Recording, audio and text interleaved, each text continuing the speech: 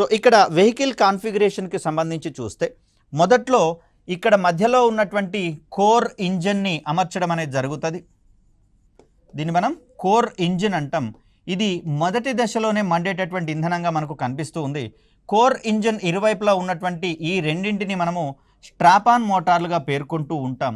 So ఇక్కడ strap-on మోటార్లతో కూడినటువంటి మొదటి దశ అనేది మనకి ఇక్కడ గమనిస్తూ ఉన్నాం. సో ఇలా దీన్ని నిలువుగా అమర్చిన తర్వాత దాంట్లో ఉన్నటువంటి ఇంజన్లలోకి మనం ఇంధనాన్ని నింపేటటువంటి ప్రయత్నం చేస్తాం. ఇంధనంతో పాటుగా ఆక్సిడైజర్లను కూడా ఇక్కడ అందించేటటువంటి ప్రయత్నం చేస్తాం. సో మరి ఈ సందర్భంలో జిఎస్ఎల్వి యొక్క మొదటి దశను మనం పిఎస్ఎల్వి నుంచి తీసుకున్నామని చెప్పేసి అన్నాం. దీంట్లో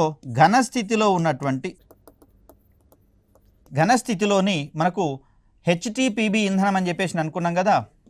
మనకు పిఎస్ఎల్విలో హైడ్రాక్సిల్ టర్మినేటెడ్ పాలీ బ్యూటడైన్ అనేటటువంటి పేరుతోటి చెప్పినాం. ఘనస్థితిలో ఉన్నటువంటి ఇంధనాన్ని వాడుకునేటటువంటి ఇంజన్లను ఇక్కడ వాడడం జరుగుతుంది. సో దీన్ని మనము S139 అనేటటువంటి పేరుతోటి పేర్కొంటూ ఉంటాం.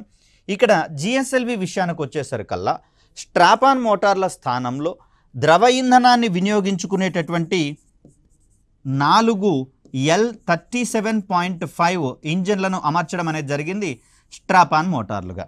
మరి పిఎస్ఎల్వి విషయానికి వచ్చేసరికల్లా స్ట్రాపాన్ మోటార్లలో ఘన ఇంధనాన్ని ఉపయోగిస్తే మొదటిసారిగా ద్రవ స్థితిలో ఉన్నటువంటి ఇంధనాన్ని వాడేటటువంటి స్ట్రాపాన్ మోటార్లను జిఎస్ఎల్వి వాహక నౌకలలో చూస్తాము.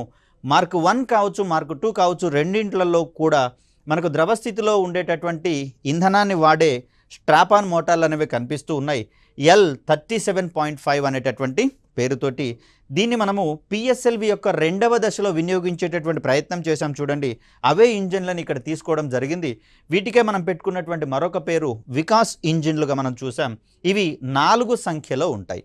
ఒకవేళ క్వశ్చన్ యొక్క స్ట్రాటజీని మార్చి క్రింది వానిలో 4 స్ట్రాపాన్ మోటార్లు కలిగి ఉన్నటువంటి వాహక నౌకలు ఏవి అన్నప్పుడు మనకు 4 స్ట్రాపాన్ మోటార్లు అనేవి పిఎస్ఎల్వి QLలో ఒకటి కనిపిస్తూ ఉంది.